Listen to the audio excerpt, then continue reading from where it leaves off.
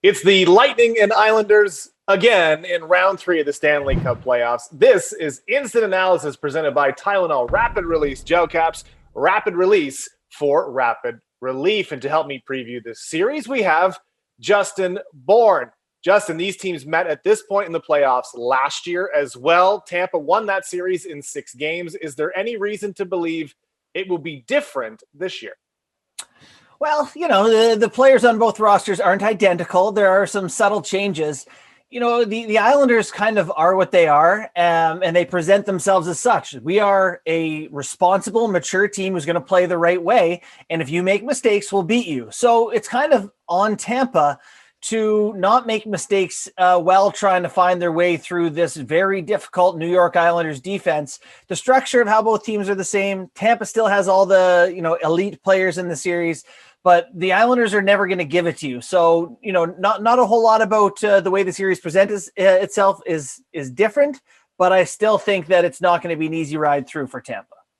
And as you pointed out, the Islanders are more of a sum of their parts kind of team. But if you're breaking it down, and this may be a bit simplistic, but goaltending, advantage Tampa. Forward group, certainly advantage Tampa. Defensive group, maybe still advantage Tampa. Coaching matchup, maybe you call that a push between Barry Trotz and John Cooper, both tremendous coaches. So where do you see the Islanders having an advantage, if anywhere, in this series? Well, I think their defense, their decor can go toe-to-toe with Tampa's in terms of overall depth and quality. They play all their guys all the way through. There may be a softer spot here and there in Tampa's group. Again, when you talk about the sum of their parts, there's not like a place or a player where you point at them and go, they're better there. And in fact, I bet you if you ask the New York Islanders, they'd say, we're not better anywhere. That's the team with all the pressure. They're the better team. They're supposed to beat us. And then you leave it up to them to handle all that, and anything you do is gravy. The pressure is low.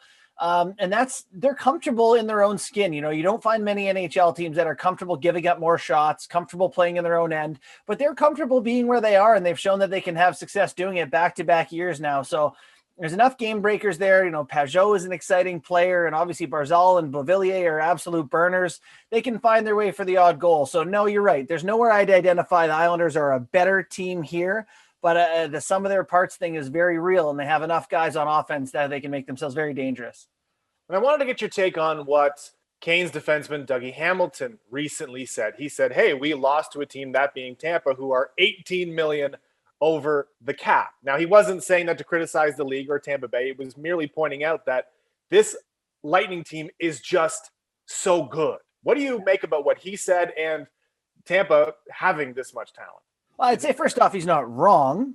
On the other hand, it's like, just play the game and let the GMs deal with that. But also the GMs have done this for years, right? Chicago did this with Patrick Kane, and they brought in Vermette and someone else. Either way, won a cup along the way. So this is not new to GMs. The Leafs did it this year. The Tampa Bay Lightning just did it very well this year. So full credit to them. They built their team within the system. It's a very good team. You got to beat them no matter what they cost on paper or otherwise.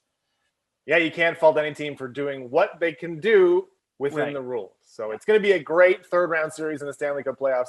Thanks for helping us break it down, Justin. Yeah, thanks, Jesse.